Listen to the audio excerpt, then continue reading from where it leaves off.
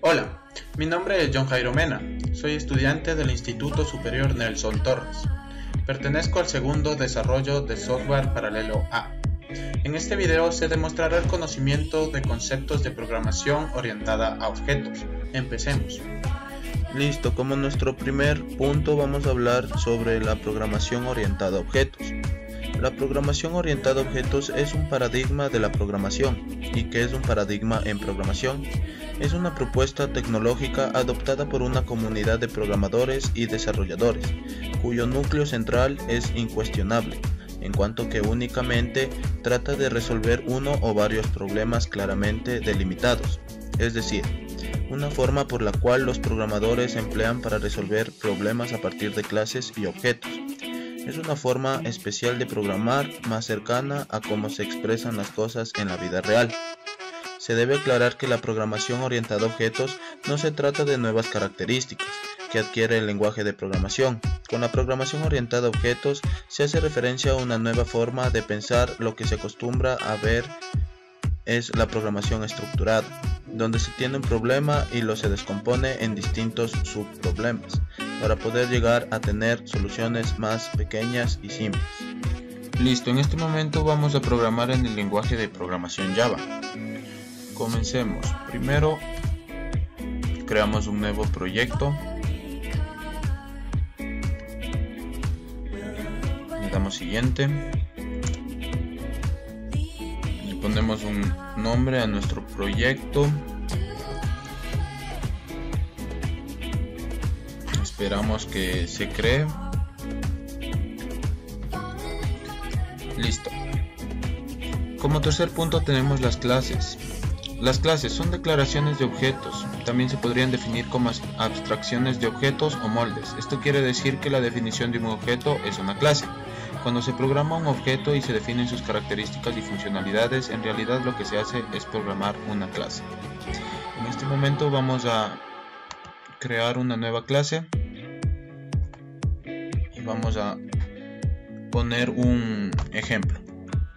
Ponemos el nombre a nuestra clase y creamos. Listo. Como cuarto punto tenemos los atributos. Los atributos representan los datos asociados al objeto, determinan el estado de un objeto. En este momento vamos a crear los atributos de nuestra clase persona. Listo, como pueden ver ya están creados nuestros atributos, que es nombre, país y edad. Como quinto punto tenemos los métodos getters y setters. Son métodos de acceso, generalmente son una interfaz pública para cambiar atributos privados de las clases. Los métodos setters hace referencia a la acción de establecer, sirve para asignar un valor inicial a un atributo, pero de forma explícita. Además nunca retorna nada, siempre asigna, y solo permite dar acceso público a ciertos atributos que el usuario puede modificar. Los métodos getters hace referencia a la acción obtener, sirve para obtener, recuperar o acceder el valor ya asignado a un atributo y ser utilizado. En este momento vamos a crear los métodos getters y setters. Damos clic derecho, insertamos los códigos getters y setters de toda nuestra clase. Listo, están creados los métodos getters y setters. Como sexto punto tenemos el this. Sirve para hacer referencia a un método, se utiliza cuando existe sobrecarga de nombres. Listo, en este momento vamos a elaborar un ejemplo. Como pueden ver, es nuestra clase perro. Como séptimo punto tenemos los parámetros o argumentos. Son una forma de intercambiar información con el método. Los parámetros son los valores que un método recibe desde un objeto y los argumentos son los valores que un objeto recibe para operar un método. Aquí tenemos un constructor y los parámetros se refiere a esta parte. Listo, y en el main los argumentos se crea en esta parte. Como octavo punto tenemos los constructores. Los constructores es un método que contiene las acciones que se realizarán por defecto al crear un objeto. En la mayoría de los casos se inicializan los valores de los atributos en el constructor. Listo, aquí podemos ver nuestra clase perro y este método es nuestro constructor.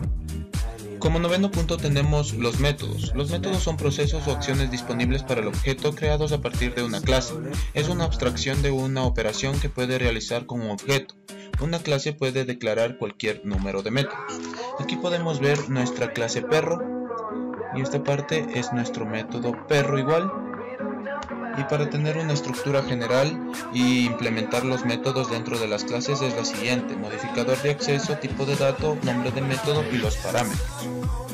Aquí podemos ver toda nuestra estructura completa. Como 10º punto tenemos la sobrecarga de constructores. Permite definir más de un constructor con el mismo nombre, con la condición de que no puede haber dos de ellos con el mismo número y tipo de parámetros. Listo, aquí podemos ver que tenemos nuestro método public perro, que es un constructor, y vamos a crear otro constructor con el mismo nombre igual. Listo, aquí tenemos otro constructor con el mismo nombre perro. Como 11º punto tenemos la sobrecarga de métodos. Permite definir más de un método con el mismo nombre. Listo, aquí tenemos un ejemplo.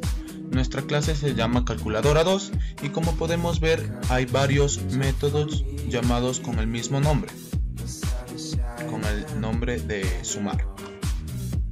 Como 12º punto tenemos los métodos void. La utilidad de los métodos void radica en que no son métodos que no cuentan con ningún tipo de retorno. Aquí tenemos un ejemplo del método void. Tenemos nuestra clase llamado método void, nuestra variable llamada string color y aquí encontramos el método public void. Como podemos ver, no existe ningún retorno y nos presenta un mensaje llamado blanco. Como 13º punto tenemos los métodos de tipo. No son métodos que cuentan un retorno en base al tipo de dato que fue declarado. Aquí tenemos nuestro ejemplo. Tenemos una clase llamada método tipo y nuestra variable llamado precio.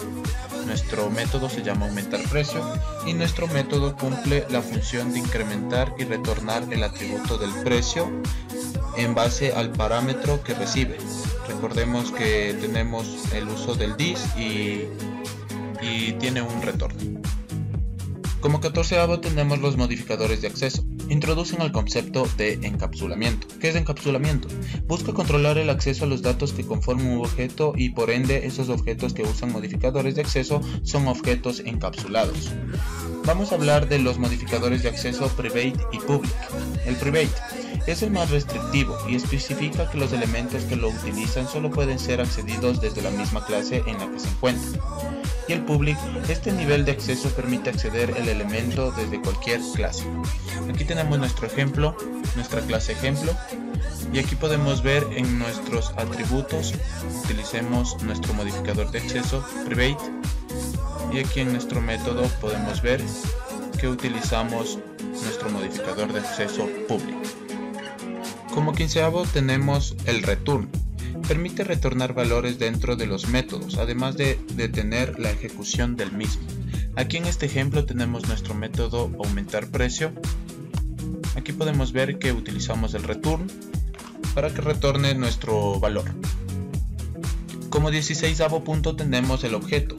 La definición de un objeto es una clase. Cuando se programa un objeto y se definen sus características y funcionalidades, en realidad lo que programa es una clase. Listo. Aquí tenemos en nuestro main creado ya nuestro objeto de nuestra clase ejemplo. Aquí nuestro objeto se llama eje. Como 17º punto tenemos el static. Miembros de una clase o estáticos. Son aquellos que pertenecen a la clase en lugar de pertenecer a un objeto en particular. Siempre se crea el public static void en el main. Aquí tenemos nuestro ejemplo. Listo, eso ha sido todo por hoy.